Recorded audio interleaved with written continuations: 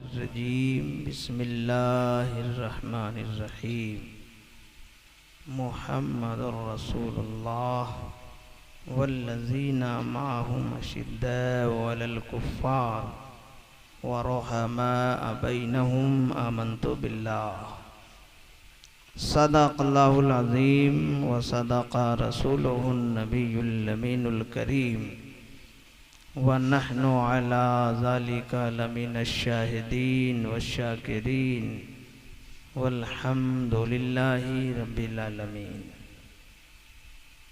आइए निहायत ही अक़ीदत व एहतराम के साथ नबी नाज़िर रहमत शफ़ी उम्मत सरवर कौनैन फ़ातिह बदरो हुनैन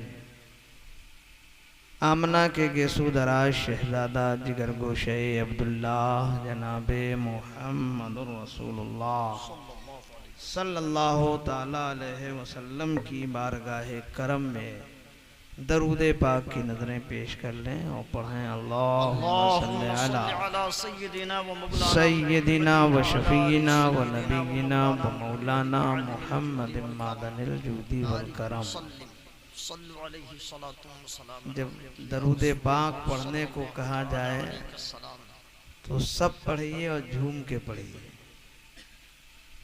दरूद पढ़ने में हमारा फायदा है। अल्लाह के हबीब सल्लल्लाहु अलैहि वसल्लम इरशाद फरमाते हैं कि जब कोई मोहब्बत से दरूद पढ़ता है तो मैं खुद सुनता हूँ, और अगर मोहब्बत से नहीं पढ़ता है तो फरिश्ते पहुंचाते हैं। तो क्यों नहीं हम मोहब्बत से पढ़ें कि नबी खुद सुने? सुनते तो है ही है मुस्तफ़ा, तो हमारा अकीदा है। और सुनिए, दरूद पढ़ने से हमारा क्या फ़ायदा है वो मैं बता दूं। सभी जानते हैं कि महशर जहाँ बाप बेटे का नहीं है और बेटा बाप का नहीं, माँ बेटी का नहीं और बेटी माँ का नहीं, कोई किसी का नहीं है। बड़ा अजीब मंजर है। अभी आपने देखा ना, ये जो आई है बला, तो बेटा तड़प रहा है, बाप तमाशा देख रहा है, हट के रहो कहीं हमको ना हो। ये है नहीं, बेटा दिल्ली से भाग के आया, बाप दरवाजा खोलने को तैयार नहीं कि कोरोना मेरे घर न घुस जाए। जरा सोचिए कि अभी कयामत का मंजर है तो कयामत में क्या होगा? नहीं, लेकिन जहाँ कोई सहारा ना दे वहाँ मुस्तफ़ा सहारा देते हैं। जहाँ दुनिया के सारे रिश्ते दम तोड़ देते हैं वहाँ नबी का रिश्ता काम आता है। सुभान अल्लाह। महशर है, हमा हमी है, हंगामा है, शोर है, बरपा, कोई किसी का नहीं। हजरत आदम अलैहिस्सलाम अर्ज करेंगे, या रसूल अल्लाह, मैं ये देख रहा हूँ कि आपकी एक उम्मत जहन्नम में जा रही है। जब मुस्तफ़ा ये सुनेंगे तो दौड़ के उसके पास तशरीफ लाएंगे। लोग कहते हैं कि नबी की चादर इतनी लंबी कहाँ है कि वो छुपा लेंगे उम्मत को। अरे बेवकूफ़ो, जब मेरा ख्वाजा एक छोटे से प्याले में पूरे अना सागर को समेट सकता है, तो मेरा नबी अपनी चादर रहमत में उम्मत को क्यों नहीं समेट सकता है? जी, अना सागर तो देखा होगा ना, 7 किलोमीटर पे फैला हुआ, 15 किलोमीटर पे फैला हुआ अना सागर। लेकिन गुलाम को कहा, जा अना सागर से कहना ख्वाजा ने बुलाया है। सिमट के अना सागर कूजे में पैक हो गया। तो बाका जा रहे हैं और फरिश्ते घसीट के उस उम्मत को लेके जा रहे जहन्नम की तरफ। कहाँ? का रब का हुक्म है, जहन्नम में लेके जा रहा हूँ, करो को। अब जब नबी फरमाएंगे रोको, तो फरिश्ते कहेंगे, या परवरदिगार, मैं तेरी बात मानूं कि तेरे महबूब की बात मानूं? तो रब कहेगा, जो महबूब कहे वही मानो, जो मेरा नबी कहे वही मानो, जो आमना का लाल कहे वही मानो, जो नबी ये आखिर ज़मा कह रहे हैं वही मानो। तब जब नबी फरमाएंगे रोको, रुक जाओ, तब वो रुक जाएंगे फरिश्ते। कहा क्यों लेके जा रहे हो? कहा अल्लाह का हुक्म है, गुनाह ज्यादा है, जहन्नम में लेके जा रहा हूँ। कहा लाओ तराजू। अब वहां तराजू लाया जाएगा और लाने के बाद अब नबी फरमाएंगे कि इसके अमल तौलो। अब अमल तौला जाएगा तो बिला शुबहा उस इंसान का गुनाह बढ़ जाएगा, नेकी घट जाएगी। तो अब फरिश्ते कहेंगे कि या रसूलल्लाह अब क्या होगा? आप फरमाएं कि अभी देखो क्या होता है। अब नबी कागज का एक टुकड़ा निकाल के और नेकी के पल्ले की तरफ डाल देंगे, और जैसे ही नेकी के पल्ले की तरफ कागज का वो टुकड़ा जाएगा, नेकियां बढ़ जाएंगी, गुनाह घट जाएगा। अब कहा कि लेके जाओ जन्नत की तरफ। तो अब वो बंदा, वो नबी की उम्मत जन्नत की तरफ जा रहा है, मगर पलट पलट के देख रहा है कि जहां कोई किसी का नहीं है, इस मर्दे, इस इंसाने कामिल ने हमें लम्हों में जहन्नमी से जन्नती बना दिया है। आखिर है कौन? नबी उसके चेहरे को देख रहे होंगे और फरमाया पहचानते नहीं हो? मैं ही तुम्हारा नबी हूं। कभी तुमने मुझ पे दरूद पढ़ा था, आज ही के दिन के लिए संभाल के रखा था कि जब जहन्नम में फरिश्ते लेके जा रहे हो तो तुम्हारा दरूद तुम्हें जन्नत की तरफ लेके चला जाए। इसलिए जब कहा जाए पढ़िए तो बुखालत मत कीजिएगा, झूम के और मोहब्बत से पढ़िए। अल्लाहुम्मा सल्ले अला सय्यिदिना शफीइना व नबीना व मौलाना मुहम्मद मादनिल जूदी वल करम वम्बइल इल्मी वल हिल्मी वल हिकम बारिक वसल्लिम सल्लु अलैहि सलातन दाइमतन अलैका या रसूल अल्लाह सल्लल्लाहु ताला अलैहि वसल्लम। अभी आप मुखलिसे गिरामी वकार उमर की शख्सियत कैसी है? ये वही उमर है जो आमुल फील के 13 साल के बाद मक्के शरीफ में आप पैदा हुए। आमुल फील आप शायद नहीं जानते हो, मैं उसकी थोड़ी सी तशरीह कर दूं ताकि आपके जहन में बात उतर जाए।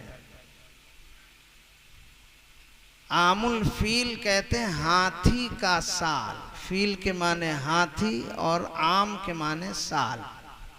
अलम तरा कैफा फअला रब्बुका बि अस्हाबिल फील, क्या तुमने नहीं देखा कि अल्लाह ने हाथी वालों के साथ क्या किया? है ना 30वें पारे में अलम तरा कैफा।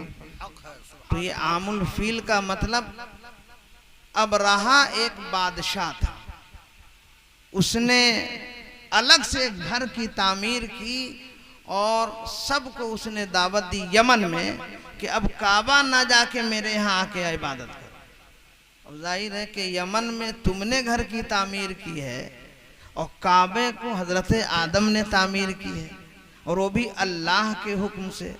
और ठीक काबा के ऊपर अर्शे आदम है, ठीक बिल्कुल उसके ऊपर है। और अर्शे आजम ये फरिश्तों का काबा है, और ये नीचे जो काबा है यहाँ फरिश्ते भी हाजिरी देते हैं और इंसान भी हाजिरी देते हैं। तो अल्लाह का घर काबा, मगर उससे हटके उसने एक घर बनाया कि हम वहाँ लोगों को बुलाएंगे और हज करवाएंगे। तो किसी ने उसके घर में जा कर के पेशाब कर दिया। मालूम हुई बात तो कहा कि चलो अब काबा को ढाएंगे। तो एक हाथी, घोड़ा, फौज, असलहे, ये सारी चीजों को लेकर वो काबे में दाखिल हुआ मक्के में। हाजी लोग जानते हैं कि मिना और अरफात मुजदलफा के बीच में एक जगह है, वो ऐसी जगह है कि हर हाजी को वहां तेजी से गुजर जाना है। ये वही जगह है जहां अल्लाह ने अब रहा पर अजाब नाजिल फरमाया था। वो जगह है तो हुक्म है कि जल्दी से वहां से गुजर जाओ।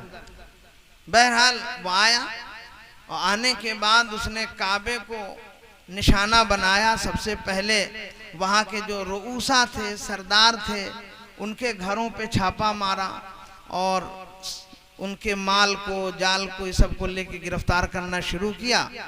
हजरत अब्दुल मुत्तलिब जो सरकार के दादा मोहतरम है, आप उस वक्त काबा के मुतवल्ली थे, उनको खबर हुई कि ये अबरहा आया है और लूटपाट शुरू कर देगा, तो अपने माल को लेकर के ये भी पहाड़ की बुलंदी पर चले गए। तो उसने कहा अजीब हाल है, ये अजीब लोग हैं कि काबा को न बचा के अपने जान माल को लेके ऊपर चले गए हैं।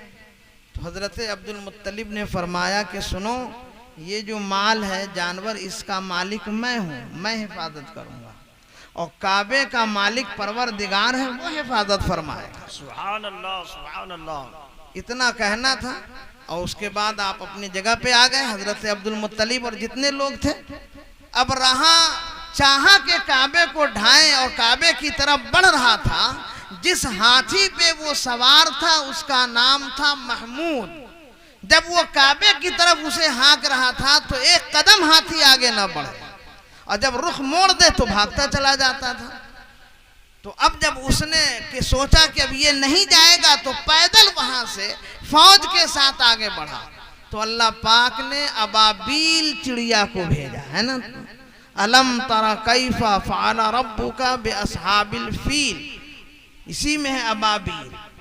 तो वो चिड़िया जो छोटी चिड़िया, मगर उसके चोंच में ऐसे कंकर थे कि जब वो ऊपर से वो चिड़िया कंकर गिराती तो हर फौज के ऊपर एक कंकर नहीं बल्कि एक बम गिरता था। चेथड़े चेथड़े हो गए, बादशाह भी, हाथी भी, और जितनी फौज थी सब वहीं मर गई। तो इसने काबे को ढाने की कोशिश की, अल्लाह ने उसकी बादशाहत नहीं छीनी, उसके वजूद को खत्म फरमा दिया। तो ये है आमुल फील। क्या है ये? हाथी का साल। और उसके 13 साल के बाद हजरत उमर रदी अल्लाह अन्हु की पैदाइश हो रही है। तो हजरत उमर का नाम उमर है, कुन्नियत अबू हफ्स है, और लक़ब फारूक आज़म है। नाम फारूक आज़म नहीं है, आपके वालिदे गिरामी खत्ताब और आपकी वालिदे मोहतरमा हंतमा ये हैं। लेकिन मैंने कल अर्ज किया था कि सारे सहाबा में सबसे ज़्यादा खुशनसीब हजरत अबू बकर हैं, जिन पे कुफ्र का एक लम्हा भी तारी नहीं हुआ। और हजरत उमर कब ईमान लाए?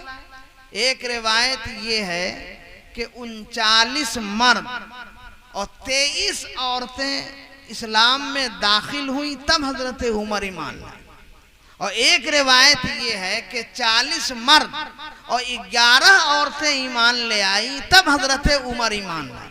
और उनके ईमान लाने का अंदाज भी अजीब है।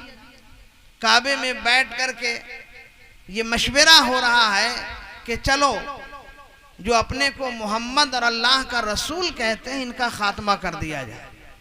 मगर किसी की हिम्मत और जुर्रत नहीं है कि नबी पर वार करे और माज़अल्लाह आपके चिराग को गुल कर दे।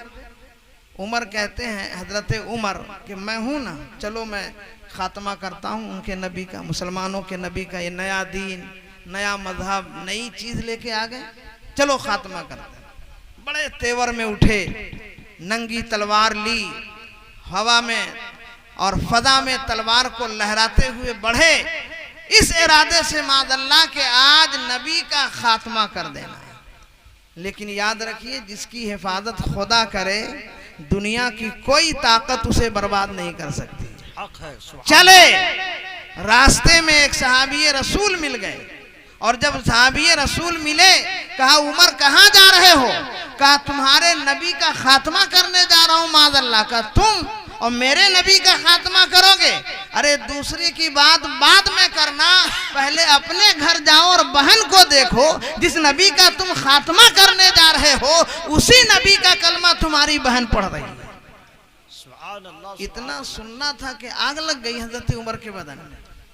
गए अपनी बहन के घर तो देखा कि उनकी बहन फातिमा तिलावत कुरान कर रही हैं, और उनके बहनोई भी तिलावत कुरान में मसरूफ है। और एक साहब हैं, सहाबी रसूल, जो उन्हें कुरान पढ़ा रहे हैं। जैसे मालूम हुआ कि उमर आए हैं अंदर, तो बहनोई कुरान पढ़ रहे थे, जलाल में थे, और मारना शुरू कर दिया। बहन आ गई, कहा कि माफ करो, हटा दो, ना मारो। लेकिन सुनने को तैयार नहीं। इतना मारा कि खून से लथपथ हो गए। बहन आई बचाने तो उन्हें भी मारा। तो बहन ने कहा सुनो, जिस बाप के तुम बेटे हो उसी बाप की मैं बेटी हूं। तुम्हारी तलवार जितनी काम कर जाए मगर मेरी जबान से नबी का नाम रुखसत नहीं होगा। हमने कलमा पढ़ लिया है तो पढ़ लिया है, जान चली जाए अब ईमान को नहीं बेच सकती हूँ। अब जबान पे होगा ला इलाहा इल्लल्लाह मुहम्मदुर रसूलुल्लाह सल्लल्लाहु अलैहि वसल्लम। ये सब है। चले थे उमर किस लिए, लेकिन ये जब देखा हजरत फातिमा का तेवर, कहा कि अच्छा ऐसा करो देखें तुम्हारे कुरान में क्या लिखा है। कहा नहीं, कुरान पाक है, तुम नापाक हो और पाक नापाक के हाथ में हम नहीं दे सकते हैं। अगर तुम्हें कुरान पढ़ना तो जाओ गुस्ल करो। फौरन उसी वक्त गए और गुस्ल किया और गुस्ल करने के बाद कुरान पढ़ा और जैसे कुरान पे नजर पड़ी आंखों से आंसू निकलने लगे, ज़ारो कतार रोने लगे। और अब वही उमर फिर नबी की तरफ बढ़ रहे हैं। अब तक इरादा ये था कि खात्मा करना है, माज़ल्लाह कत्ल करना है, दुनिया से नाम मिटा देना है, लेकिन दिल ही दिल में अब आलम ये है कि ज़ेरो ज़बर दिल होने लगा है। बढ़े हैं नबी की तरफ। तारीख ये बता रही है कि नबी ये नाज़े रहमत दारे अरकम में, सफा पहाड़ी के करीब दारे अरकम, हजरत अरकम का घर, वहीं तशरीफ फरमा। हजरत उमर तलवार लेकर चले। घर के दरवाजे पर एक तरफ हजरत हमजा हैं और एक तरफ हजरत अब्दुल रहमान इब्ने औफ, दोनों बैठे हुए। मालूम हुआ कि उमर तलवार लेकर आ रहे हैं। घर के अंदर दाखिल हुए, कहा या रसूल अल्लाह उमर आ रहे हैं। आने दो, इरादा अच्छा है तो बहुत अच्छी बात है, वरना उसकी तलवार होगी और उसी की गर्दन होगी। और जाहिर है कि वो नबी कि खुदा के से डरने वाली जात दुनिया से क्यों डरे। दुनिया तो नबी से डर रही है और मेरे नबी उमर से क्यों डरने लगे। हजरत उमर तलवार लेकर आए हैं। आकाए कौनैन हुजरे से दारे अरकम से बाहर निकले और इरशाद फरमाया उमर क्या अब भी वक्त नहीं आया है, कब तक तुम जलील रहोगे और दुनिया में फसाद बर्पा करते रहोगे। अब ये जमाना नहीं है, हालात बदलो। इतना कहना था। नबी की नजर उमर पे पड़ी है, उमर की नजर नबी पे पड़ी है। जैसे ही मुस्तफा ने निगाहें नाज उठा के उमर को देखा है, उमर का कुफ्र कट के नबी के कदमों में तड़प रहा है और उमर मुस्तफा के हाथों को चूम के कलमा पढ़ रहे हैं, ला इलाहा इल्लल्लाह मुहम्मदुर रसूलुल्लाह।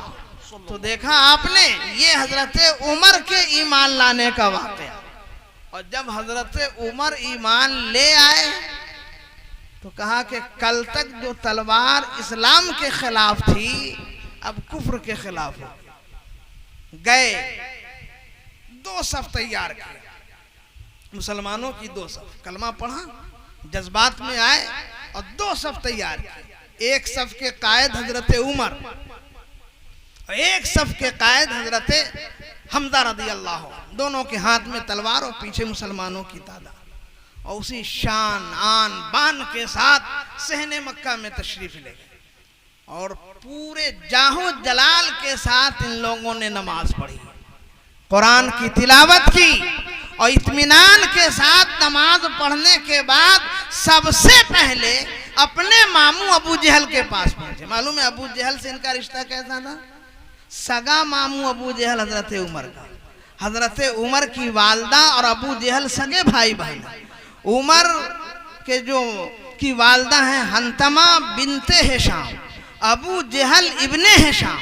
तो हिशाम की बेटी हंतमा, हंतमा के बेटे उमर, हिशाम के बेटे अबू जहल। तो इन दोनों में मामू भांजे का रिश्ता।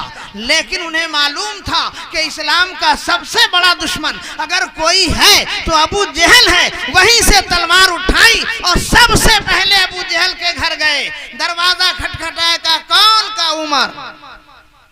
और सुनो मैं खुशखबरी देने आया हूँ। क्या हुआ? का मैंने नबी का कलमा पढ़ लिया है। और जब इतना कहा तो कहा ना ऐसा ना करो, तुम ही तो एक जवान मर्द थे। का नहीं, कलमा पढ़ लिया हूं, अब हिम्मत है तो आओ और मेरे नबी को सता के देखो, मेरे नबी को गाली देकर देखो, मेरे नबी को कुछ कह के देखो। कल तक जो तलवार नबी के खिलाफ उठी थी, आज ये तलवार होगी और जो नबी के खिलाफ बोलेगा उसकी गर्दन उड़ा दी जाएगी। तो ईमान लाने के बाद उमर का जज्बा ईमानी देखिए, जानते हैं कितने पावरफुल हजरत उमर हैं कि मेरे नबी फरमाते हैं कि अगर मेरे बाद कोई नबी होता तो उमर होता। सुभान अल्लाह, क्या मर्तबा दे दिया है मुस्तफा ने। कल तक उमर इस लायक नहीं थे कि कुछ कर सके, आज मुस्तफ़ा का गुलाम बन गए हैं। तो आका फरमाते हैं कि मेरे बाद अगर नबूवत का दरवाज़ा बंद ना होता तो हकदार नबी थे, उमर थे। क्या मतलब? उतनी शजाअत थी, उतना तदब्बुर था, उतना इल्म था, उतना शऊर था, उतना एहसास था, उतनी कुव्वते बुलंदी थी कि हजरत उमर के अंदर सारी सलाहियतें मौजूद थीं, मगर नबूवत का दरवाज़ा बंद, इसलिए उमर नबी ना हुए। तो हजरत उमर कैसे थे अब आप देखिए। लड़कपन तो अजीब सा गुजरा है उनका, अभी आपने सुना। और बहुत अच्छे पहलवान भी थे, घोड़सवार भी थे, तैराक भी थे, सब कुछ जानते थे। तो हजरत उमर रदी अल्लाह अन्हु को अब ये मकाम हासिल हो गया कि जो वो कहते थे वही अल्लाह पाक वही नाजिल फरमाता था। ये अजान जो आप देख रहे हैं ना, अजान जो हम लोग आज दे रहे हैं, ये अजान जानते हैं किन की दी हुई है? ये हजरत उमर की है। सुभान अल्लाह, सुभान अल्लाह। लोगों से मेरे आका ने मशवरा किया कि नमाज के वक्त क्या करना चाहिए। तो किसी सहाबी ने मशवरा दिया, या रसूल अल्लाह मैदान में आग जला दी जाए, उजाला महसूस होगा, लोग समझेंगे नमाज का वक्त है, आ जाएंगे। किसी ने कहा नहीं या रसूल अल्लाह दफ बजा दिया जाए और उसकी आवाज से लोग समझ जाएंगे कि नमाज का वक्त हो गया। हजरत उमर कहते नहीं या रसूल अल्लाह मेरी ये ख्वाहिश है कि अल्लाह की बड़ाई बोली जाए, अल्लाहु अकबर, अल्लाहु अकबर, अशहदु अल्ला इलाहा इल्लल्लाह, अशहदु अल्ला इलाहा इल्लल्लाह, अशहदु अन्ना मुहम्मदर रसूलुल्लाह। जब ये जुमला अदा किया, अल्लाह पाक ने हजरत जिब्रील को भेजा और कहा महबूब जो उमर कहते हैं वही कीजिए। सुभान तो अल्लाह। आप देखा कि हजरत उमर जो फरमा रहे हैं वही हो रहा है और वही रब को पसंद है।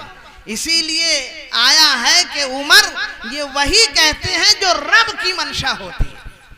तो ये हजरत उमर का मकाम है। और हजरत उमर कैसे हैं, एक वाकया पहले सुन लीजिए, फिर मैं हजरत उमर की सीरत और शख्सियत के हवाले से बयान करूंगा। हजरत उमर ने हजरत अब्दुल्ला उबैदा बिन जर्राह रदी अल्लाह अन्हु को भेजा यरूशलेम बैतुल मुक़द्दस फतह करने के लिए। वो फतह हुआ और यरूशलेम जब फतह हो गया तो उन्होंने ख़त लिखा हजरत उबैदा बिन जर्राह ने कि सरकार आपकी दुआ से यरूशलेम फतह हो गया है। अब यहाँ के मुसलमान देखना चाहते हैं कि अमीरुल मोमिनीन कैसा है, मुसलमानों का बादशाह कैसा है, मुसलमानों का अमीर कैसा है। मेरी गुजारिश है कि आप तशरीफ लाएं। तो हजरत सैयदना उमर रदी अल्लाह अन्हु ने अपने गुलाम को तैयार किया, एक ऊँट लिया और लेने के बाद यरूशलेम की तरफ रवाना हो गए। लेकिन जानते हैं इस्लाम का बादशाह कैसा है, कोई प्रोटोकॉल नहीं है, साथ में कोई गाड़ी नहीं है फौज की, कोई वहां बॉडी गार्ड नहीं है, तन्हा हजरत उमर है और उनका गुलाम है और एक ऊंट है और उसी पे सवार होना। लेकिन इतना कमजोर ऊंट है कि एक वक्त में दोनों नहीं बैठ सकते। तो हजरत उमर ने कहा सुनो, कुछ दूर मैं बैठूंगा, तुम नकील थाम लेना, तुम बैठोगे मैं ऊंट की नकील थाम लूंगा और फिर यरूशलेम पहुंचेंगे। ये बात तय हुई, लेकिन गुलाम तैयार नहीं कि आका नकील थामे और गुलाम ऊंट पे बैठे, ऐसा नहीं हो सकता। कहा नहीं, यही तो इस्लाम है जिसने आका और गुलाम का फर्क मिटा दिया है। यही तो इस्लाम है जिसने अप और डाउन के अंदाज मिटा दिए हैं। यही तो इस्लाम है जिसने अंधेरे और उजाले के खतरात खत्म कर दिए हैं। अब तुम इस्लाम के मानने वाले हो, यहाँ अमीरों गरीब का मामला नहीं होगा, कोई इम्तियाज नहीं होगा, बल्कि जो मर्तबा अमीर का है वही मर्तबा मर्तबा गरीब का है। सुभान अल्लाह, सुभान अल्लाह। सवार हो गए हजरत उमर ऊंट पर और चले। नकील किसने थामी? गुलाम ने।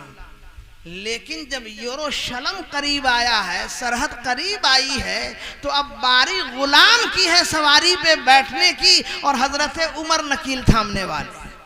गुलाम कदमों से लिपट गया। सरकार दुनिया क्या कहेगी कि ये अमीरुल मोमिनीन है, ये बादशाह वक्त है, ये मुस्तफ़ा के नाइब हैं, ये रसूलुल्लाह के इस्लाम के मानने वाले हैं और ये पैदल चल रहे हैं और इनका गुलाम ऊपर चल रहा है। कहा हाँ हाँ, यही तो इस्लाम है जो आकाई और मिल्कियत का हुक्म खत्म कर देता है। तुम्हें बैठना होगा और मैं नकील थाम करके यरूशलेम की सरहद तक पहुंचूंगा। हजरत उमर है, ऊंट की नकील थाम के चल रहे हैं और आपका गुलाम है जो उस पर बैठा हुआ है। और कैसा गुलाम है? काला कलौठा है। कैसा गुलाम है? होंठ मोटे मोटे हैं। कैसा गुलाम है? आंखें बड़ी बड़ी हैं। कैसा गुलाम है? बाल उलझे हुए हैं। जैसे ही यरूशलेम की सरहद पे पहुंचे, लोगों ने कहा यही मुसलमानों का अमीर, इतना काला, इतना भद्दा, ऐसी होंठ, ऐसा चेहरा, ऐसा बाल, ऐसे कपड़े। हजरत अब्दु उबैदा बिन जर्राह फरमाते हैं, सुनो, जो नीचे ऊंट को पकड़ के ला रहा है वो मुसलमानों का बादशाह है और जो ऊंट पे बैठा है वो मुसलमानों का गुलाम है, तो उसे इमाम नहीं समझना। का अब तक तो हमने यही देखा था कि जो बादशाह होता है गरीबों की हड्डी पर अपने इख्तिदार की कुर्सी रखकर उनकी अजमतों को छीन लेता है, लेकिन सलाम हो इस्लाम पर, कितना मुबारक इस्लाम है कि गुलाम को ऊंचा बैठा दिया है और खुद नीचे नीचे चल रहा है। नारे तकबीर, नारे रिसालत में आंसू आ गए। जिसने कैसर और किसरा की सल्तनतें देखी थी, जिसने यरूशलेम के बादशाह को देखा था, जिसने बादशाहों के दरबार देखे थे कि बड़े बड़े जहां सजदा करते थे, जहां मामला ये था कि बड़ों को आने की एंट्री थी, छोटे दाखिल नहीं हो सकते थे, मगर इस्लाम ने ये अजमतें दी हैं कि कल जो गुलाम था हजरत उमर ने उसे ऊंट पे बैठा के बता दिया कि सुनो, इस्लाम में न गुलाम होता है न आका होता है, एक ही सब में खड़े हो गए। महमूदो आया, न कोई बंदा रहा न कोई बंदा नवाब। हजरत उमर हैं, हजरत उबैदा बिन जर्राह के कांधे पे हाथ रखा और मुस्कुराते हुए फरमाया, उबैदा देख लिया तुमने, मैं नबी का नायब हूं, अमीरुल मोमिनीन हूं, लेकिन अमीरुल मोमिनीन होने के बाद भी दिल में यही है कि मैं गुलामे मुस्तफ़ा पहले हूं। और जो गुलामे मुस्तफ़ा होता है वो नर्म होता है, वो मिट्टियों से प्यार करता है, वो दौलत से प्यार नहीं करता, वो मिट्टियों से प्यार करता है, वो सरवत से प्यार नहीं करता, वो मिट्टियों से प्यार करता है, वो हुकूमत से प्यार नहीं करता, वो मिट्टियों से प्यार करता है, वो और चीजों से प्यार नहीं करता। अजीज़ान मिल्लत इस्लामिया, हजरत फरमाते हैं अब इसके गवर्नर तुम हो, मगर याद रखना जब तक गुलामे मुस्तफ़ा रहोगे यहाँ के गवर्नर हो। दिल में थोड़ी भी बात पैदा हो गई कि मैं बादशाह और गवर्नर हूं, मैं ओहदा छीन लूंगा। सुभान अल्लाह, सुभान अल्लाह। अब चले वापिस आने के बाद वादिये तहामा में ठहरे हुए हैं। जैसे ही वादिये तहामा आई है, हजरत उमर आने के बाद ज़ारो कतार रोने लगे। सहाबा मौजूद हैं, का उमर ये रोने की जगह नहीं है, एक फतह मंदी का मामला लेकर आए हैं, यरूशलेम पे इस्लाम का कब्जा हो गया है, पूरी दुनिया ज़ेरे नगी हो रही है और आप यहाँ रो रहे हो। ये वादिये तहामा में रोने की वजह क्या है? हजरत उमर कहते हैं मैं अपना माजी देख करके रो रहा हूँ। कैसा माजी था? आज का मुस्तकबिल और हाल ये है कि जिधर देखियो नबी की जिंदगी नजर आ रही है, और कल का माजी ये था कि तारीकी थी, अंधेरा था, जुल्मतें थी, और आज कदम कदम पे उजाले हमारा इस्तकबाल कर रहे हैं। का रोने की वजह बताओ अमीरुल मोमिनीन? का ये वादिये तहामा है। मेरे वालिद 5 ऊंट को लेकर भेजा करते थे कि जा चरा, लेकिन हाल ये था कि 5 ऊंट को मैं लाइन नहीं लगा सकता था। इतनी भी ताकत नहीं थी।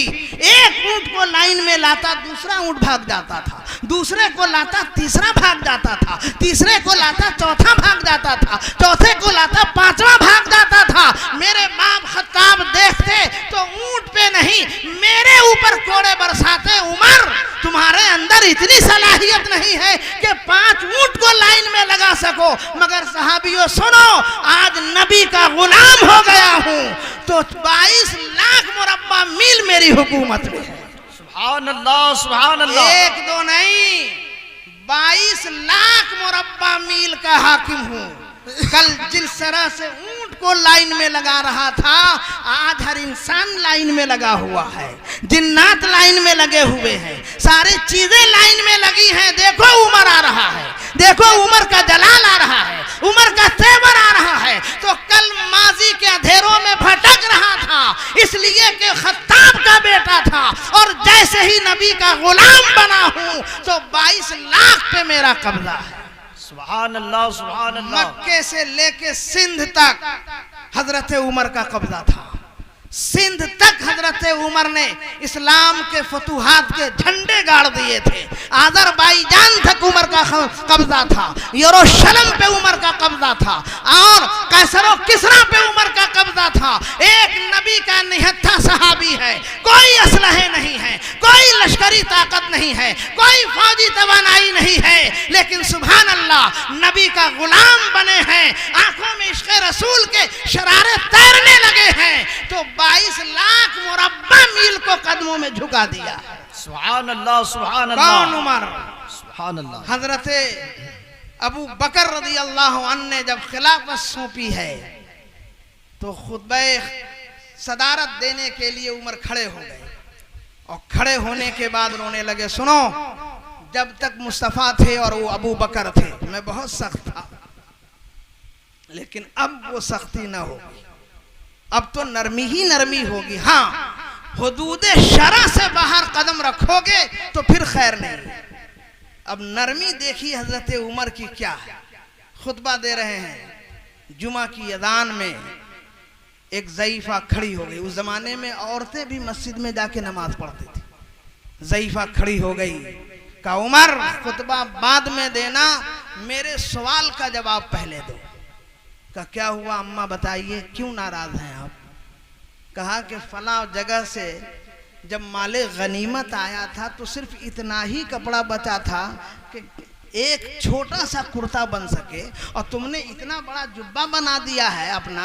ऐसा तो नहीं किसी का माल हड़प कर लिया है। सोचिए, एक आम रियाया और बादशाह वक्त से मुतालबा कर रही है कि आप जवाब दो। आज तो आलम ये कि हम कह दें कि ऐसा क्यों, तो फौरन जेल की सलाखों में, फौरन उसे जेल की सलाखों में डाल दिया जा रहा है। आज की जो हुकूमत है किस कदर लंगड़ी लुल्ली हुकूमत है, जो इंसाफ सुनने को तैयार नहीं है। लेकिन आओ, इंसाफ देखना है तो इस्लाम में आ जाओ, अदालत देखनी है इस्लाम में आ जाओ, हुकूमत का तेवर देखना है इस्लाम में आ जाओ, हुकूमत कहते किसे हैं ये समझना है तो इस्लाम में आ जाओ। सुभान अल्लाह, सुभान अल्लाह। नहीं, खबरदार, मैं अमीरुल मोमिनीन हूँ, जेल में डाल दूंगा। अमीरुल मोमिनीन हूँ, गर्दन उड़ा दूंगा। अमीरुल मोमिनीन हूँ, सदा मुरत्तब करूंगा नहीं। जैसे ही ज़ईफ़ा ने सवाल किया, उमर की आंखों में आंसू आ गए। कहा अम्मा आप सही कह रही हैं, बिल्कुल सही कह रही हैं, लेकिन जब माले गनीमत तकसीम हो रहा था तो जानते हैं इतने ही कपड़े मिले थे कि किसी एक छोटा सा कपड़ा तैयार होता तो मेरे बेटे अब्दुल्ला ने कहा कि अब्बा या तो आप ले लीजिए मेरा हिस्सा या अपना हिस्सा मुझे दे दीजिए। तो अब्दुल्ला ने अपना हिस्सा दिया, मैंने अपना हिस्सा मिलाया और फिर इतना बड़ा जुब्बा बना लिया। नारे तकबीर, नारे रिसालत। उमर जिस रास्ते से गुजर जाए शैतान नहीं आता, और है, अगर आ रहा हो तो रास्ता बदल देता है। एक तरफ जलाल ये है और दूसरी तरफ इंसाफ का तेवर ये है कि कोई भी उनके दौरे हुकूमत में मुतालबा करे वो बोल देते हैं ऐसा है। पूरी दुनिया और पूरा मदीना सो रहा, मगर हजरत उमर हैं, अमीरुल मोमिनीन हैं, खलीफतुल मुस्लिमीन हैं, रसूलुल्लाह के नायब हैं, रातों में जग जग के जायजा ले रहे हैं कि कौन सो रहा है कौन जग रहा है, किसके घर परेशानी दस्तक दे रही है, कौन जहमतों में मुब्तला है, ये अमीरुल मोमिनीन कर रहे हैं। और आज तो गरीबों की हड्डी पर ट्रेनें चलाई जा रही है।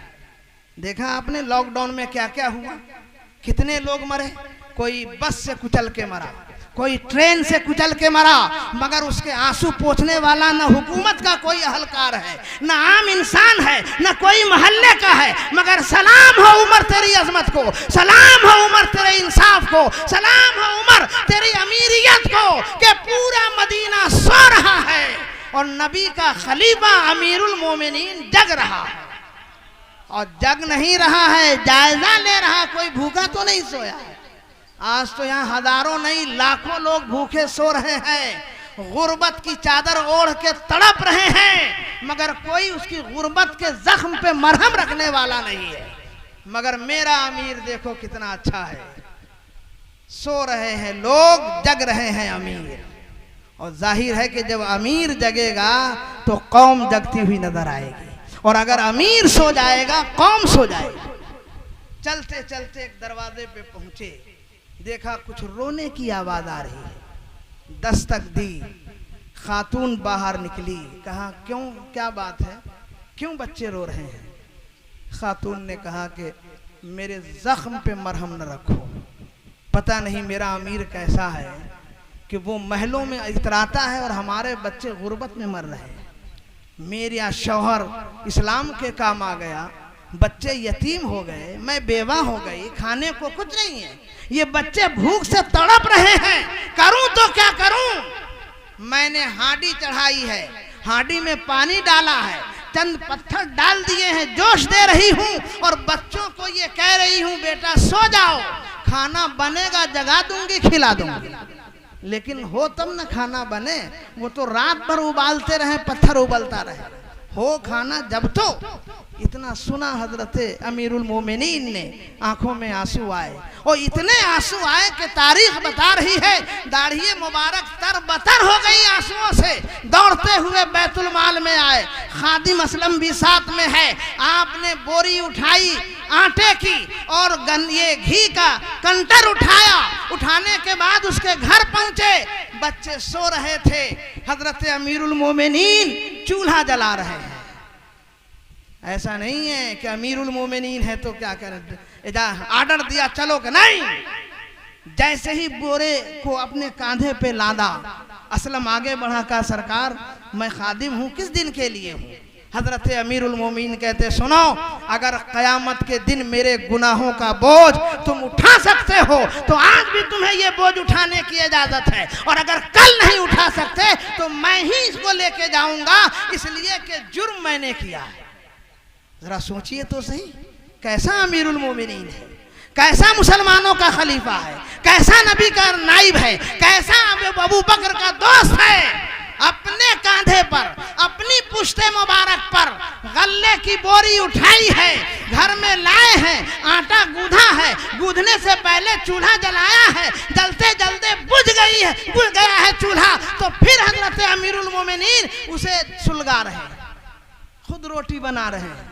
खादिम को कहा सब्जी काटो, सब्जी काटी गई और उसर बनाई जा रही है सब्जी। हजरत अमीरुल मोमिनीन ने रोटी बनाई और रोटी बनाने के बाद बच्चों को जगाया और तोड़ तोड़ के अमीरुल मोमिनीन बच्चों को रोटी खिला दिया। जब रोटी खिला दिया तो मोहब्बत अब कर रहे हैं, बच्चों से मोहब्बत कैसे करना। हम लोग होते हैं ना, कभी कभी लेट जाते हैं घोड़े घुटने के बल और अपने बच्चों को पीठ पे लाद करके थोड़ी दूर चलते हैं, ऐसे ही हजरत उमर भी कर रहे हैं और उन बच्चों को पीठ पे लादा और थोड़ी दूर चल रहे हैं घुटनों के। अब वो ज़ईफ़ा देख रही है और परेशान है। हजरत उमर कहते हैं कि ज़ईफ़ा माफ़ कर दो अमीरुल मोमिनीन को। कहा कि तुम हम मर्द बनते हो अमीरुल मोमिनीन के, उमर के हमदर्द हो, मैं कभी नहीं माफ करूंगा। मेरा अमीर, उसे खबर नहीं है कि मैं भूखे सो रही हूँ, मेरे बच्चे तड़प रहे हैं, मैं उमर को माफ नहीं कर सकती हूँ। कल कयामत में रब मुझसे सवाल करेगा तो मैं जवाब दूंगी कि या अल्लाह, नबी ने अमीरुल मोमिनीन उमर को बनाया था मगर वो गरीबों की खबर नहीं रखता था। ऐ जवान, मैं कभी नहीं माफ कर सकती हूँ। अमीरुल मोमिनीन रो रहे हैं, आंसू से आंखें भीगी हुई हैं, आंसुओं से सावन भादो बरस रहे हैं। कहा अब तो माफ कर दो। कहा नहीं माफ करूंगी। कह रहे वो तो अमीरुल मोमिनीन है ना, कभी जंगों में जाता है, कभी दुखियों का दुख देखता है, कभी परेशानियों से झेलता है, न जाने कहां कहां होगा, उसे माफ कर दो। कहा नहीं माफ करूंगी। कहा नहीं माफ करोगी तो कयामत में मैं क्या जवाब दूंगा? मैं ही अमीरुल मोमिनीन हूं, मैं ही नबी का खलीफा हूँ, मैं ही रसूलुल्लाह का नाइब हूँ। इतना कहना था कि ज़ईफ़ा के पांव से जमीन खसक गई। यही अमीरुल मोमिनीन है जिसका शोहरा इतना है, इतना सख्त है, इतना तेवर जलाल में है। और आलम यह है कि बच्चों को दूध की तरह पिलाने वाला अमीरुल मोमिनीन कहने के बाद रोने लगी। कहा कि जा आज मैं माफ कर देती हूँ, मुझे नहीं मालूम था कि मेरा अमीर इतना अच्छा होगा और इतना नरम दिल होगा। और जब ये जुमला कहा तो अमीरुल मोमिनीन खुशी में मचल गए और कहा कि जब कब्र में जाऊंगा तो अपने नबी से कहूंगा, या रसूल अल्लाह, मैंने एक खातून को से अपनी गलती मनवा ली और माफ करवा के कब्र में हाजिर हुआ। जरा सोचिए तो सही कि वक्त का अमीरुल मोमिनीन है, वक्त का खलीफा है, वक्त का नाइबे मुस्तफा है। जलाल का आलम यह कि शैतान रास्ता छोड़ दे, हमदर्दी का आलम यह है कि एक ज़ईफ़ा के कदमों में मचल मचल के रो रहे हैं और सिर्फ इसलिए रो रहे हैं कि तुम मेरी गलती माफ कर दो, कल महशर में रब मुझसे हिसाब न ले। ये हमारा अमीर है। इसीलिए मैं कहता हूँ मुसलमानों, दुनिया के हुक्मरानों, तुम्हें हुकूमत करनी है तो कहीं मत जाओ, उमर के दरवाजे पे दस्तक दे लो, उमर की दहलीज को चूम लो, उमर के चौखट पे सर झुका दो। तुम्हें मालूम हो जाएगा कि हुकूमत किसे कहते हैं और हुकूमत करने का अंदाज कैसा होता है। सुभान अल्लाह, सुभान अल्लाह। जानते हैं कैसे अमीर हैं? हजरत अब्दुल्ला, हजरत अमीरुल मोमिनीन के शहजादे, और हजरत हसन, हजरत हुसैन, फातिमा के शहजादे, दोनों एक उम्र के हैं। खेल लें, खेलते खेलते कुछ बात हो गई तो हजरत हुसैन ने कहा कि अब्दुल्ला तुम क्या बात करोगे, तुम्हारी हैसियत क्या है? अरे तुम्हारा बाप मेरे नाना का गुलाम। वही तो सच है, पूरी दुनिया नबी का गुलाम है, लेकिन बच्चे थे ना, दिल में चोट लगी। क्या इन्होंने ऐसी बात कह दी? इतना छोटा और मुंह छोटा मुंह और बड़ी बात। दौड़ते हुए गए हजरत उमर फारूक की बारगाह में, और वो हजरत अमीर थे, खलीफा थे, बादशाह वक्त थे। कहा कि क्या हुआ बेटे? कहा हुसैन ने ऐसा कहा। क्या कहा? कहा कि तुम मुझसे बात करते हो, तुम्हारा बाप मेरे नाना का गुलाम है। कहा अच्छा, हुसैन ने ऐसा कहा है? कहा कहा बुला हुसैन को। तो ये सोच रहे थे कि मैं हुसैन को बुला के लाऊंगा तो हजरत उमर उन्हें डांटेंगे, उनके साथ सख्त जुमला इरशाद फरमाएंगे। खुशी में दौड़ते गए, चलो अब्बा ने बुलाया। आ गए हजरत हुसैन, गोद में उठा लिया अमीरुल मोमिनीन ने। कहा बेटे हुसैन क्या कहा है, जरा फिर से दोहराओ तो आज का बच्चा झूठ बोल सकता है, कल का बच्चा तो इतना सच्चा था कि झूठे देख लें तो सच्चे बन जाते थे। और वो भी हुसैन जिनका किरदार सच्चा, जिनका खानदान सच्चा, जिनकी अदा सच्ची, जिनकी जिंदगी सच्ची, जिनकी बंदगी सच्ची, जिनकी सुबह सच्ची, जिनकी शाम सच्ची, जिनकी जिंदगी का हर लम्हा सच्चा, ऐसा हुसैन हजरत उमर ने गोद में उठाया और फरमाया बेटे हुसैन, शहजादे हुसैन क्या कहा है? कि मैंने ये कहा अब्दुल्ला तुम मुझसे बात करते हो, तुम्हारे बाप मेरे नाना के गुलाम है। कहा है? कहाँ कहा है? कहा लिख दोगे? कहा लिख दूंगा। कहा लाओ कागज लाए और लिखवा लिया। कहा लिख दो। हजरत अब्दुल्ला मुंह देख रहे हैं अब्बा का कि ये क्या हुआ, ये तो माहौल ही बदल गया, फजा ही बदल गई। मैं कुछ समझ रहा था और कुछ हो गया। कहा कि अब्दुल्ला सुन, जब मैं दुनिया से चला जाऊं कब्र में मुझे रख देना, तो इस टुकड़े को भी मेरी कब्र में रख देना। कहा क्यों? कहा सुनो, जब फरिश्ते पूछने आएंगे कि मन रब्बों का तुम्हारा रब कौन है, माँ दीनों का तुम्हारा दीन क्या है, और माँ तक़ूलो फी हक़्क़ि हाज़ा रजुल, इस मर्द के बारे में क्या कहते हो, तो उमर नहीं बोलेगा, नबी का शहजादा बोलेगा।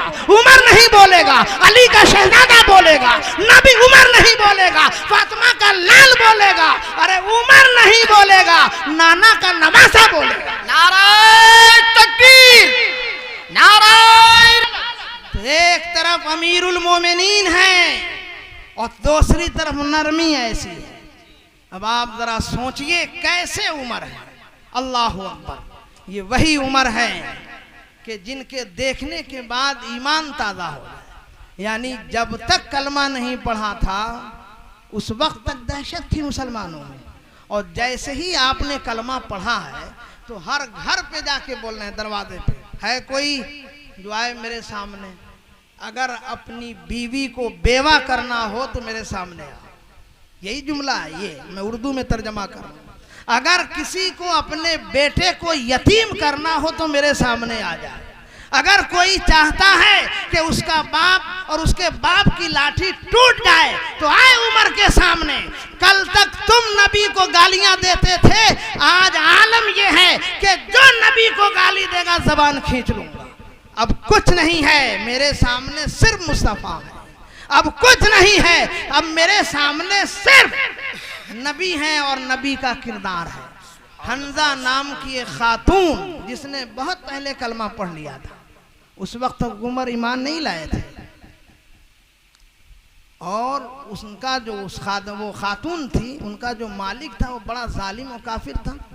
सिर्फ इसलिए मारता था कि तुम कलमा छोड़ दो, और जब मारते मारते वो थक जाता तो उमर को बुलाता था कि उमर देखो ना ये कलमा छोड़ नहीं रही है। तो उसके हालत कुफ्र में थे, आप भी मारना शुरू करते। मारते मारते थक जाते, पानी पीते, फिर भी गुस्सा ठंडा नहीं होता। हत्ता के उस खातून की गर्दन में रस्सी डालकर बल मार दिया, आंखें उबल आई। उमर कहते हैं कि ऐ खातून अब बता, अब बोला अपने नबी को, अगर हिम्मत है तो बोला, कब अब देखता हूं कि कैसे तुम्हारा नबी तुम्हारी आंखों में उजाला वापस करता है। खातून रो के कहती हैं, या रसूल अल्लाह, मैं आंख इसलिए नहीं मांग रही हूं कि मैं दुनिया को देखूं, अब आंख इसलिए मांग रही हूं कि उमर ने इस्लाम को चैलेंज किया है, नबी की अजमतों को चैलेंज किया है। या रसूल अल्लाह, उबली हुई आंख वापिस आ जाए और उजाले फिर से लौट आए। इतना कहना था कि उजाला आ गया है। नबी के नाज़े रहमत की निगाहे करम पड़ी है, हंजा की आंखों में उजाले आ गए। और जब उमर अब घर घर घूम के बोल रहे हैं, वो खातून घर से निकली, मुस्कुरा के बोली, उमर तुम हो? कहाँ का क्या हुआ? कल तक तो तुम बोल रहे थे नबी को बुलाओ, आज आलम यह है कि तुम नबी के कदमों में नजर आ रहे हो। तो हजरत उमर कहते हैं, सुनो, जब तक पहचाना नहीं था मोहम्मद इब्ने अब्दुल्लाह कह रहा था, और जब पहचान लिया हूं तो मोहम्मदुर रसूलुल्लाह पढ़ रहा हूं। तो ये हजरत उमर है, निहायत रकीकुल कल्ब, निहायत नर्म दिल, यानी अपने यहाँ कहते हैं ना दिल का पसीजने वाला, ऐसी शख्सियत के मालिक हजरत उमर रदी अल्लाह ताला अन्हु थे। और ये बरकतें कैसे मिली? ये भी मेरे नबी के दुआ का कमाल और मौजज़ा है। मेरे आका ने आज दुआ की, मौला अल्लाहुम्मा इज़्ज़िल इस्लामा बे उमर बे उमर। तो उमर, अबू जहल का भी नाम उमर है, उमर इब्ने हिशाम, और इनका नाम उमर इब्ने खत्ताब, दोनों उमर हैं। ये तो मेरे नबी ने अबू जहल बना दिया है। और मालूम है आपको, मक्के में उससे बड़ा दानिश्वर कोई नहीं था उस वक्त, उससे पढ़ा लिखा ज्यादा कोई नहीं था। उसका नाम मक्के में अबुल हिकम था, दानिश्वरों का बाप। लेकिन मेरे नबी ने अबू जहल कह दिया, जाहिलों का बाप। तो दुनिया नाम नहीं जानती है, मुस्तफा ने जो कहा वही दुनिया जान रही है। बेशक बेशक कह दिया अबू जहल हो अपने जमाने का दानिश्वर, दुनिया जाहिल का बाप बोल रही है।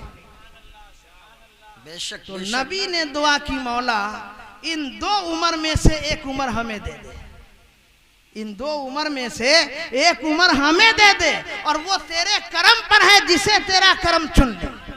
तो रब का करम उमर की तरफ मचला है। तो मैं कहता हूं, उमर सिर्फ नबी का इंतखाब नहीं है, अरे उमर खुदा का इंतखाब है।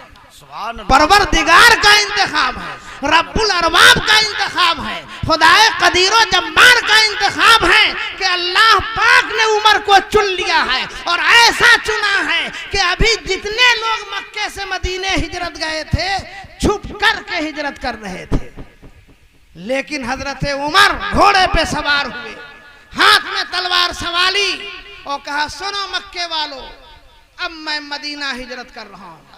है किसी की हिम्मत जो उमर के रास्ते को रोक दे?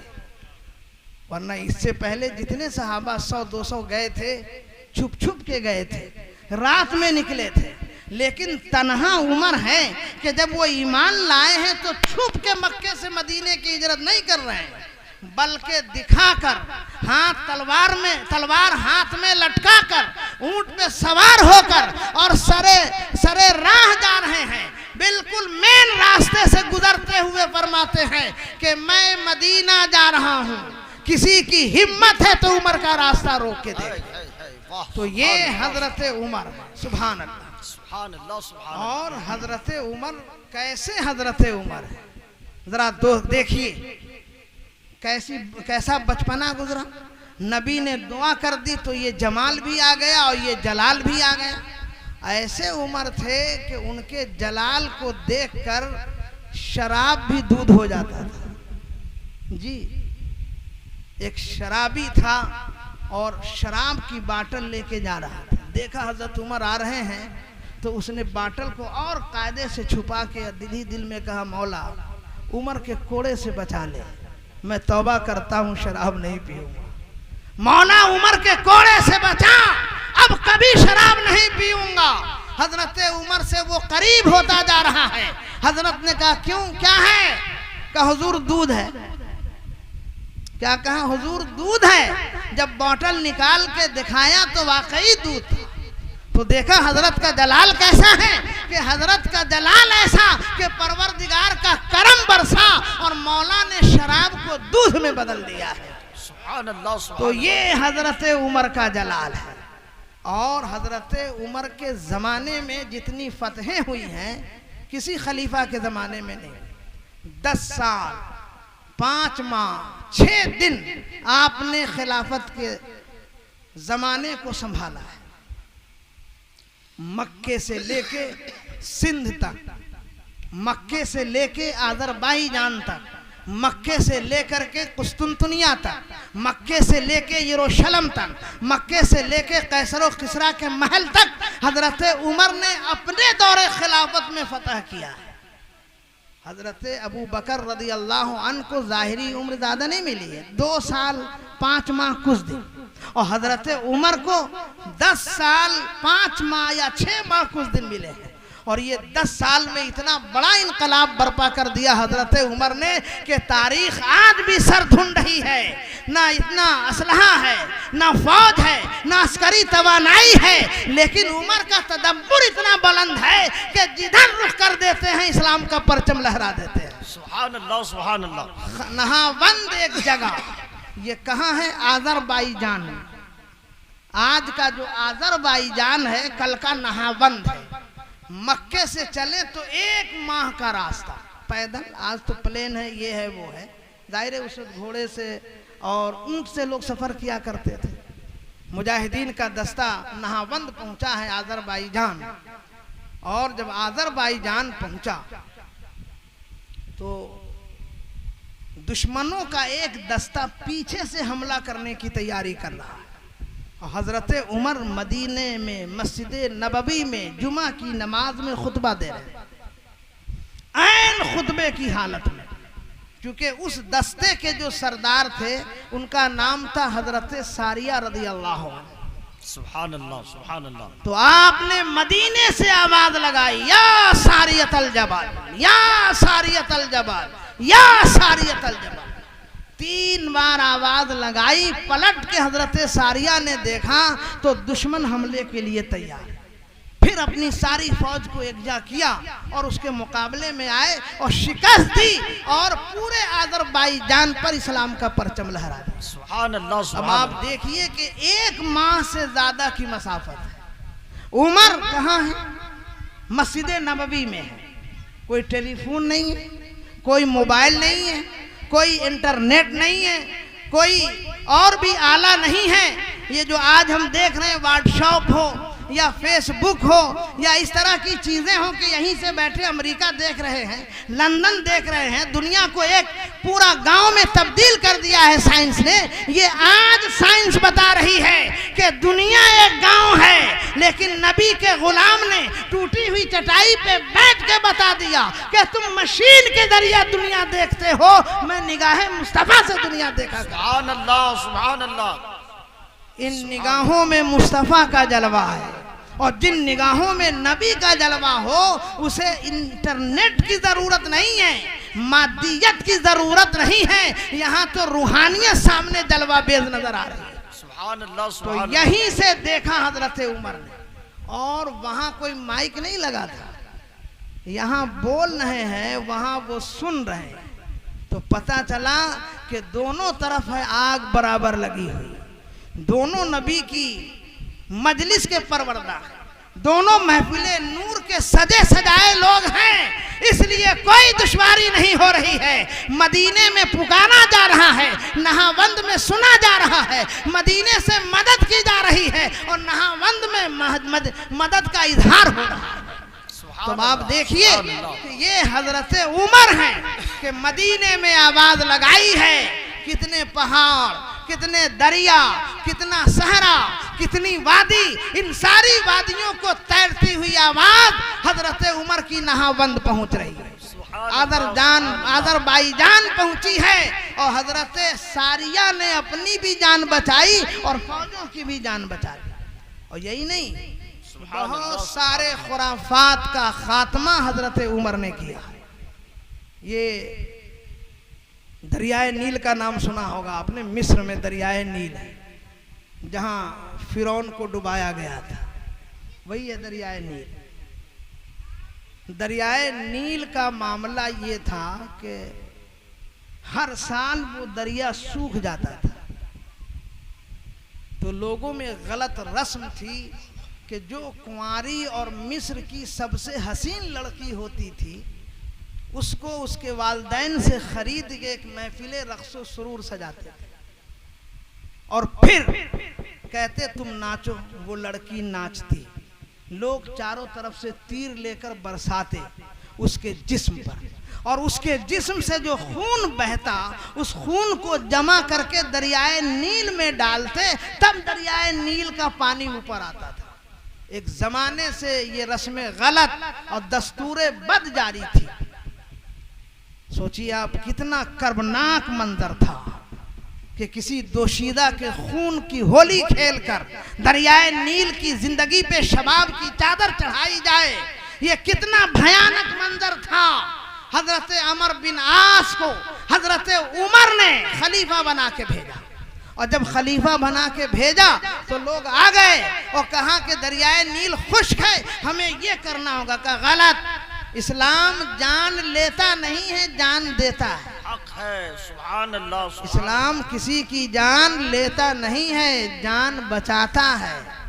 कि अगर आप ये नहीं करेंगे तो दरिया पानी नहीं देगा, और जब दरिया पानी नहीं देगा तो ये खेतियां नहीं होंगी, ये सब्जे नहीं उगेंगे, ये फसलें नहीं कटेंगी, फिर क्या होगा? खुशहाली होगी, लोग मरेंगे। का नहीं, इस्लाम खुशकी का मजहब नहीं है, इस्लाम सब्जी का मजहब है, लालादारी का मजहब है, गुलशन का मजहब है, चमन का मजहब है, और गुलिस्ताने मोहब्बत का मजहब है। अपने मानने वाले को वो दुश्मन और जहमत में नहीं डालना चाहता। एक खत लिखा हजरत उमर को, हजरत यहाँ एक दस्तूरे बद है और काला कानून राइज है। का क्या है? का ऐसा ऐसा होता है। तो हजरत उमर ने हजरत अमर बिन आस के नाम खत नहीं लिखा है। ये है हजरत उमर की करामत। सुभान अल्लाह, सुभान अल्लाह। हम और आप होते, बादशाह क्या करेगा? आज आपका प्रधानमंत्री है, किसी स्टेट में कुछ होगा तो मुख्यमंत्री के नाम ऑर्डर करेगा ना। जैसे अभी लॉकडाउन करना है तो आप कितने दिन करोगे, आप उसके जिम्मेदार हो। रियासती सतह पर, सूबाई सतह पर और स्टेट सतह पर अपने अपने तौर पे मुख्यमंत्री ये हाँ मुख्यमंत्री कर रहा है ना ऐसा। लेकिन हजरत उमर का मामला ये है कि गवर्नर के नाम खत नहीं लिखा। हजरत उमर दरियाए नील के नाम खत लिख रहे हैं। सुभान अल्लाह, सुभान जो अल्लाह। बेजान है, जिंदगी नहीं है, बोल नहीं सकता है, चल नहीं सकता है, गुफ्तगू नहीं कर सकता है, मगर इस्लाम कहते ही उसे हैं कि जिसे बोलना ना आए उसे जिंदगी की धड़कनें दे दे, जिसे चलना ना आए उसे शऊर जिंदगी दे दे, जिसे कुछ करना ना आए इस्लाम के कदमों में पहुंच जाए वो सब कुछ हो जाएगा। सुभान वो अल्लाह, पत्थर सुभान जो अल्लाह। बोलना नहीं जानता था, मुस्तफ़ा ने बोलने की सलाहियत अता कर दी। सुभान अल्लाह। ऐसी धड़कनें अता की हैं कि हर शख्स कहता है काश में पत्थर होता और नबी के कदमों में होता, बोलना भी आता और कदमों को चूमने का वक्त भी मिल जाता। तो अब हजरत उमर लिख रहे हैं बिस्मिल्लाहिर्रहमानिर्रहीम। उमर की तरफ से खत है और दरियाए नील की जानिब है। लिखा खत भेजा कासिद और अमर इब्ने आस से कहा सुनो ये खत दरियाए नील में डाल दे। मजमून क्या था? मजमून ये था कि ऐ दरियाए नील, अगर तू अपनी मर्जी से जारी होता है तो मैं कुछ नहीं कहूँगा, और अगर तू अल्लाह की मर्जी से जारी होता है तो जैसे अल्लाह के बंदे उमर का खत पहुँचे अपना पानी जारी कर देना। सिर्फ ये जुमला लिखा था। हजरत अमर बिन आस ने खत लिया और दरियाए नील में डाल दिया। शाम में डाला था और सुबह में लोग जब आए हैं तो देखते हैं कि पानी उबल के खेतों में फैल रहा है।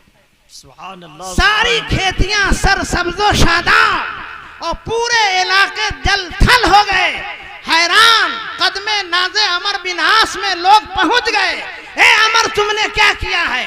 कोई जलसा नहीं, कोई जुलूस नहीं, कोई दवा नहीं, कोई इंतजाम नहीं, आखिर पानी में बवाल और शबाब कैसे आया है? तो कहा सुनो ये अमर की करामत नहीं है, ये उमर की करामत है। सुभान अल्लाह, सुभान अल्लाह। नाराए तकबीर, नाराए रिसालत। ये उमर की करामत है। तो बाप ने देखा कि हजरत उमर कैसे हैं। कल मैंने वो हदीस बयान की थी कि सितारे जितने हैं उनसे ज़्यादा उमर की नेकियां हैं। आप सोच सकते हैं कि मेरे नबी का उमर, हम सब का बादशाह, अमीरुल मोमिनीन, खलीफतुल मुस्लिमीन और इंसानों का, मुसलमानों का अमीर, कितना अच्छा अमीर है कि दुनिया सोती है, अमीर जग के खबर ले रहा है। सुभान अल्लाह, सुभान अल्लाह। वही लम्हा है, वही हजरत उमर का दौरे खिलाफत है। हजरत उमर रात में तफरीह फरमा रहे हैं, साथ में आप देख रहे हैं कुछ सहाबा भी साथ में। अचानक एक मेहमान मदीने से गुजरने वाला अपनी फैमिली के साथ गुजर रहा है। कोई यारो मददगार नहीं है मदीने की गली में, तन्हा है, यक्का है, बीवी है और वो है, और उसकी बीवी के वक्त करीब आ गए थे बच्चे की विलादत। परेशान था वो आदमी और उसकी बीवी दर्द से कराह रही थी। हजरत उमर रात भर आप जग जग के हिफाजत कर रहे हैं, देख रहे हैं नया मुसाफिर है, मदीने की गली है, परेशान है। पूछा क्यों, क्या हुआ? कहा हुजूर ऐसा ऐसा है। उसे नहीं मालूम कि ये अमीरुल मोमिनीन है, नहीं मालूम खलीफतुल मुस्लिमीन है, नहीं मालूम है अमीर मदीने का बादशाह है। इतना कहना था।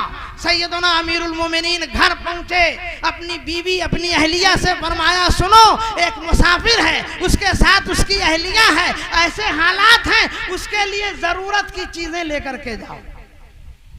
हजरत अमीरुल मोमिनीन अपनी अहलिया को लिए, बर्तन लिया, प्लेट लिया, चूल्हा लिया, कुछ कपड़े लिए। लेने के बाद वहां पहुंचे, उनकी अहलिया ने चारों तरफ से पर्दा कर दिया, और पर्दा करने के बाद जो एक औरतों का मामला होता उनके साथ जुट गई।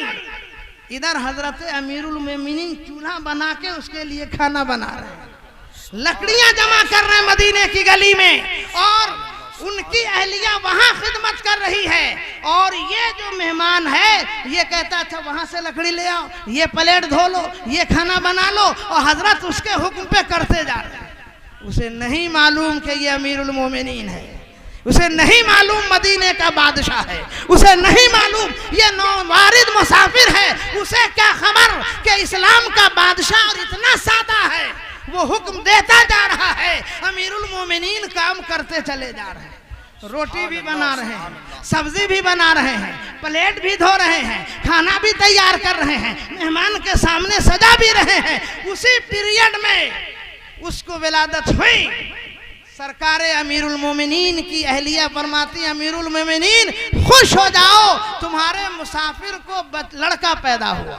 सुभान अल्लाह। जब मुसाफिर ने सुना कि अमीरुल मोमिनीन है, कांप गया कि अमीरुल मोमिनीन, और मैं उससे लकड़ी चुनवा रहा हूँ, अमीरुल मोमिनीन उससे खाना बनवा रहा हूँ, अमीरुल मोमिनीन वो मेरा खाना परोस रहा है, ऐसा कहना था। कांप गया, कदमों में गिर पड़ा, कहा सुनो सुनो, गिरने की जरूरत नहीं है, कल भी मैं गुलाम था, आज भी मैं गुलाम हूँ, कल बाप का गुलाम था, आज नबी का गुलाम। सुभान अल्लाह, सुभान अल्लाह। और जब नबी का गुलाम होता है तो वो तेवर नहीं देखता, वो हुकूमत नहीं देखता, वो खिलाफत नहीं देखता, वो बादशाहत नहीं देखता, वो तो ये देखता है कि कमजोर है उसका सहारा बन जाए, जो गिर रहा है उसे उठा दिया जाए, जिसका कोई ना हो उसका सब कुछ बन के मंजिल तक पहुंचा दिया जाए। लाओ दुनिया का कोई ऐसा बादशाह है तो मेरा अमीरुल मोमिनीन है, जिसे तारीख उमर कहती है, उमर बिन खत्ताब कहती है, रसूलुल्लाह का नाइब कहती है, और जिसे मुस्तफा अपनी जबान से ये कहते हैं कि नबूवत का दरवाजा बंद ना हो तो उमर नबी होते। सुभान अल्लाह। ये कौन है? अमीरुल मोमिनीन है। अब आप देखिए ईमान किसे कहते हैं। आखिरी बात पेश करूं और मेरी किताब तकरीर खत्म होती है। मुनाफिक में और यहूदी में जंग हो गई। मदीने में मुनाफिक भी थे, यहूदी भी थे। एक जगह की जंग हुई, यहूदी कहता मेरा है, मुनाफिक कहता मेरा है। तो का एक यहूदी का बहुत बड़ा आलिम था, तो मुनाफिक ने कहा कि चलो उसके पास चलते हैं, तुम्हारा बहुत बड़ा आलिम है ना, वो इंसाफ कर देगा, हम कबूल कर लेंगे, जो फैसला दे दे। लेकिन यहूदी को मालूम था कि ये जो है रिश्वतखोर है, मेरा जो आलिम है ये रिश्वतखोर है, हम वहाँ नहीं जाएंगे, चलो नबी के पास चलते हैं। कहा चलो, जहाँ ले चलो मैं तैयार हूँ। मुनाफिक और यहूदी नबी की बारगाह में हाजिर हो गए। दोनों ने अपना अपना कजिया और झगड़ा रख दिया। सरकार ने फैसला फरमा दिया, जो जाहिर है कि सरकार के कदमों से अदालत का वक़ार वाबस्ता है, फैसले की अजमतें वाबस्ता हैं, इंसाफ की आबरू वाबस्ता है। उससे अच्छा इंसाफ कौन, उनसे अच्छा इंसाफ कौन कर सकता है? नबी ने यहूदी के हक में फैसला किया, चूंकि हक पे था ज़मीन के एतबार से। मुनाफिक के दिल में चुभ गई बात, का नहीं मानूंगा इसको। कहा कहाँ चलोगे? यहूदी ने कहा चलो उमर के पास चलते हैं। कहा चलो उमर के पास चलते हैं। जब उमर के नबी ने फैसला कर दिया है तो उमर की क्या मजाल है कि इनकार कर देंगे। ये तो फैसला नबी के, उमर के नबी का है ना, मेरे नबी का नहीं है, उमर के नबी का। चलो उमर के पास गए, उमर के पास दोनों, और दोनों ने अपना कजिया रखा।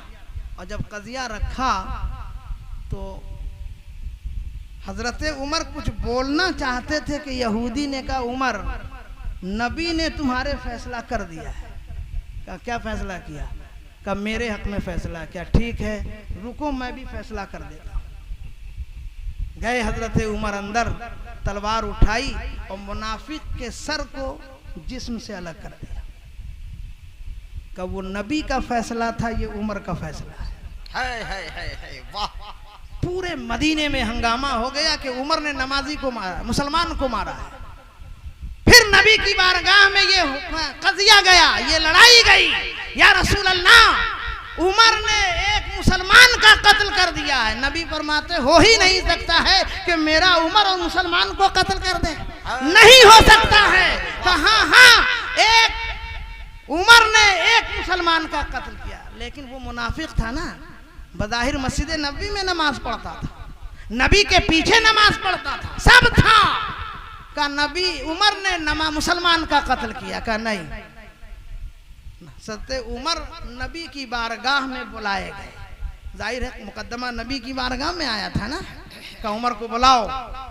पूछा उमर तुमने मुसलमान का कत्ल किया? का नहीं या रसूल अल्लाह, ऐसा नहीं हो सकता है, मैंने नमाजी का तो कत्ल किया है, मुसलमान का कत्ल नहीं किया है। मैं देख रहा हूं कि ये आपके पीछे नमाज पढ़ता है, लेकिन जो मुसलमान होगा वो नबी के फैसले से इनकार न करेगा। वो कैसा ईमान है कि फैसला नबी कर दे और मुसलमान इनकार कर दे? ये हो ही नहीं सकता है। एक ईमान का तेवर ये है, और एक और तेवर देखिए, मेरे आका तशरीफ ले जा रहे हैं, एक यहूदी के कुछ पैसे नबी ने लिए थे, पीछे पीछे एक सहाबी भी चल रहे हैं। यहूदी ने नबी के हाथ को पकड़ा, कहा मोहम्मद मेरा तुमने कर्ज लिया है, अदा करो। मेरे आका ने कहा अदा कर दिया है। दायरा मेरा नबी झूठ बोलेगा?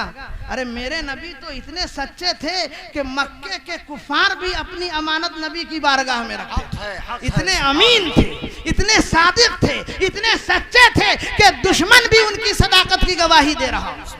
यहूदी ने कहा नहीं तुमने नहीं दिया है। पीछे से सहाबी आ रहे थे और उन्होंने कहा नहीं नहीं दिया है नबी ने।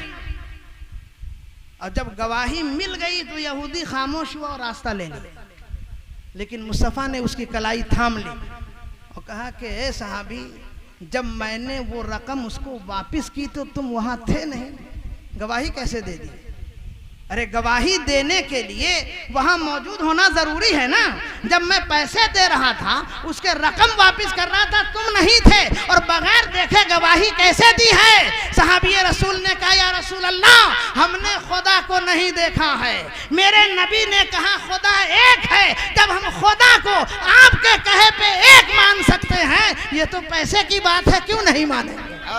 सुभान अल्लाह, सुभान अल्लाह। ये है ईमान। देखा नहीं है, नबी ने कहा मान लिया है। जन्नत आपने देखी है? नहीं। मुस्तफा ने कहा जन्नत है, हमने मान लिया। फरिश्ते को देखा नहीं है, नबी ने कहा मान लिया। जहन्नम देखी नहीं है, नबी ने कहा मान लिया है। तो इसका नाम ईमान है। हजरत उमर फरमाते हैं सुनो, मैंने नमाजी का कत्ल किया है, मोमिन का कत्ल नहीं किया है। तो ये है हजरत उमर का तेवर। और बड़ी फजीलतें हैं, अजमतें हैं, बहुत वक्त हुआ चाहता है। हजरत की आदत करीमा ये थी कि हर नमाज में तकबीर के बाद अपना चेहरे नूर पीछे करते और सफ़ें सीधी करवाते थे। इसलिए मैं अपने अइम्मा हजरात से कहता हूं कि आप भी सुन्नत पर अमल करें, सफ़ें सीधी करवाइए, पीछे गर्दन करके, इसलिए कि नबी ने इरशाद फरमाया कि मैं डरता हूं कि अगर उनकी सब टेढ़ी है तो अल्लाह उनका दिल न कहीं टेढ़ा कर दे। इसलिए नमाज में सफ़ों को सीधी रखना जरूरी है। याद रखिए नबी फरमा रहे हैं कि सब सीधी ना हुई तो दिल टेढ़ा हो जाएगा, और जब दिल टेढ़ा हो गया तो बचा क्या आप और हमारे पास। इसलिए दिल को सीधा रखना हो तो नमाज की सफ़ें दुरुस्त कर लीजिए। सफ़ें दुरुस्त कर रहे थे, फजर का वक्त था। मजूसी गुलाम अबू लूलू हजरत शोबा बिन मुगीरा का गुलाम था। वो 2 दिन पहले आया था, वो भी कुछ फैसले लेकर आया था। हजरत उमर ने जाहिर है कि अच्छा फैसला किया, मगर उसने माना नहीं। कहा ठीक है मैं आपका फैसला कर देता हूँ। 2 दिन के बाद वो टोह में लगा था, अपने खंजर को जहर में बुझाया और आके मस्जिद में झुक गया। जैसे ही हजरत उमर फजर की नमाज के लिए खड़े हुए, तकबीर हुई और हजरत ने फरमाया सफ़े सीधी की करो, उसने मौका समझा और 2 बार खंजर के किए। हजरत उमर बेहोश होकर जमीन पे गिर पड़े, और भी 13 लोग उनके साथ जख्मी हुए। 5 तो शहीद हो गए हजरत उमर के साथ, और कुछ लोग शिफायाब हो गए रदी अल्लाह अन्हुम अजमईन। एक इराकी मुसाफिर था नमाज में शामिल, उसने फौरन चादर डाली और अबू लूलू को वहीं गिरफ्तार पकड़ लिया, ले उसमें उलझ गया और देखा कि अब मैं उलझ गया हूँ, बाहर नहीं जा सकता हूँ, तो खुदकुशी करके वहीं मर गया। उनके घर वाले आए, हज़रत उमर को लेकर के घर गए। वक्त बहुत कम था नमाज का। हज़रत अब्दुर्रहमान बिन औफ ने फजर की नमाज पढ़ाई और इमामत की। उसके बाद हज़रत उमर को घर ले जाया गया। नबीज़ पिलाई जाती थी मगर पूरा मुंह से बाहर आ जाता था।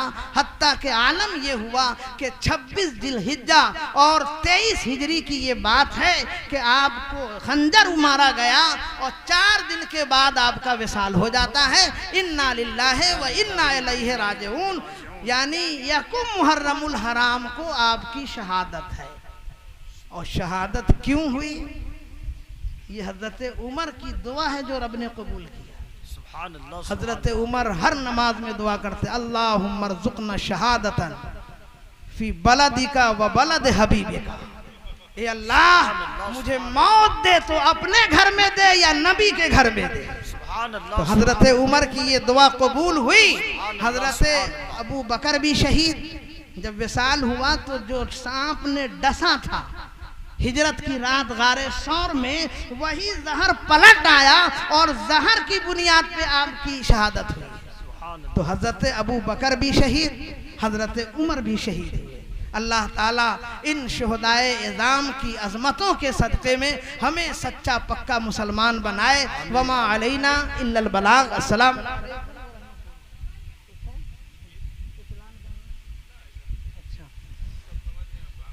अब आइए हम लोग खड़े हो जाते हैं और उसी नबी नाज़िर रहमत की बारगाह में खड़े होकर अक़ीदतों का सलाम पेश कर लें। या नबी सलाम अलैका।